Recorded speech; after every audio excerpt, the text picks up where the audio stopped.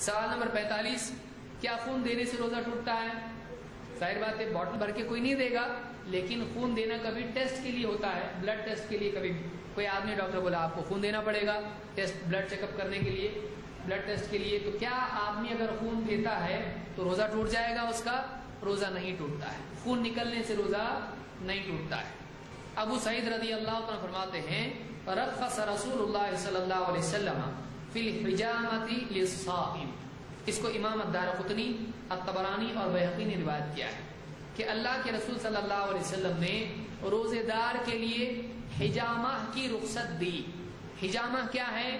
ایک علاج کا طریقہ ہے جو بہت عمدہ طریقہ ہے، کسی مستقل درس میں انشاءاللہ اس پہ تفصیل سے ہم بات کریں گے.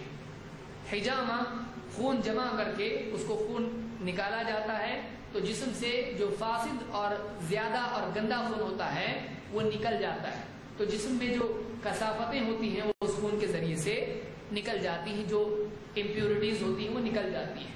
تو اس کو کیا کہتے ہیں؟ حجامہ. ہمارے یہاں حجامت وہ لفظ الگ ہے، یہ حجامہ ہے. حجامہ اس کا حجامت ہو گیا، اس پر سے حجام جو لفظ ہے وہ بنا ہوا ہے. تو حجامہ یہ ہے کہ خون نکلوانا ہونا، کپنگ اس کو کہتے ہیں. اس کو دیکھنا تفصیل سے اس کو دیکھ سکتا ہے. تو آپ صلی اللہ علیہ وسلم نے روزے کی حالت میں حجامہ کی رخصت دی. معلوم آپ پہلے یہ چیز منع تھی، اس سے روزہ ٹوٹ جاتا تھا، بعد میں آپ نے اس میں چھوٹ دی تو اس میں خون نکالا جاتا ہے. تو کوئی آدمی روزے کی حالت میں خون نکلواتا ہے تو اس کی رخصت ہے، اس سے روزہ نہیں ٹوٹتا ہے.